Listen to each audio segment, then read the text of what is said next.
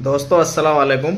मैं डॉक्टर जफर इकबाल आज आपको ना एक खांसी का नुस्खा बताऊं। जिनके नज़ला जुकाम खांसी रहता है, सर्दियों का मौसम है, इसमें बहुत अच्छी चीज़ है। कलौंजी का तेल ले आओ, एक छोटी शीशी ले आओ, 25 ml या 30 ml की शहद, देसी छोटी माहौल का शहद, 5 बूंद कलौंजी का तेल और 5 बूंद शहद, दोनों को मिक्स कर लो किसी भी चम्मच में या कप में या अपनी हथेली पे। सुबह ही खाली पेट चाटना है, सुबह खाली पेट चाटना है। 5 बूंद कलौंजी का तेल और 5 बूंद शहद, दोनों को मिलाकर फिर देखो खांसी खत्म, बिल्कुल नज़ला जुकाम में बिल्कुल आराम मिल जाएगा। गर्म पानी पियो।